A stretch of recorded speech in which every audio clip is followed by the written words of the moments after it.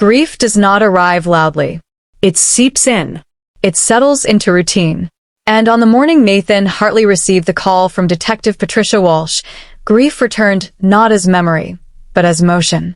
A wheelchair. In a sewer. 2 years after his 3-year-old daughter vanished from a hospital bed without a witness, without a trace, without mercy. The discovery shattered the illusion that time heals all wounds. Time does not heal, it waits. This chapter teaches us a cruel truth. Unanswered loss does not fade, it hibernates. In English, we say closure, but closure is not an event. It is a confrontation. And Nathan was being summoned back into the moment his life split in two. The wheelchair should have been corroded beyond recognition. Instead, it whispered a horrifying implication. Someone had kept it, used it, preserved it. In storytelling and in language, context changes meaning. The word evidence usually signals resolution, but here, it reopened terror. This chapter explores how logic collides with emotion. Idiom explained, the past resurfaced, not metaphorically, but literally, from storm drains. History teaches us that predators often hide behind systems of trust.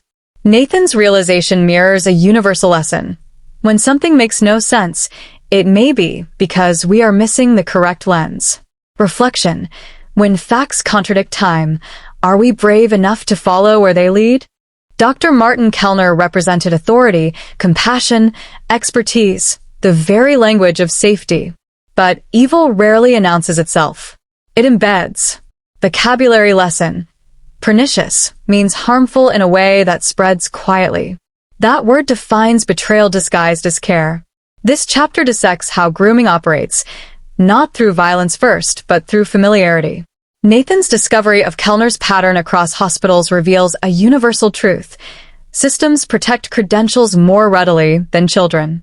In English, the phrase red flag exists for a reason. It signals danger before disaster. Reflection. How often do we mistake professionalism for virtue? Mira was alive, but imprisoned by belief. Language shapes reality. When Kellner told her parents were dead, he rewrote her world. This chapter examines psychological captivity and the power of narrative. Idiom explained, gaslighting, manipulating someone into doubting their own truth. Mira did not forget her parents. She was taught to replace them.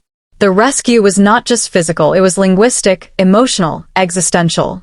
Philosophy reminds us, truth does not merely free the body, it restores identity. Reflection.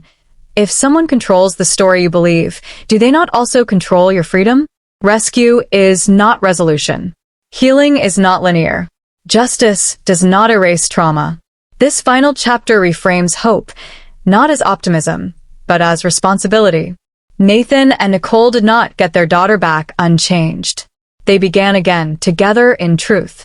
Advanced word explained. Resilience, the ability to rebuild meaning after devastation. The world did not return to normal. It became honest.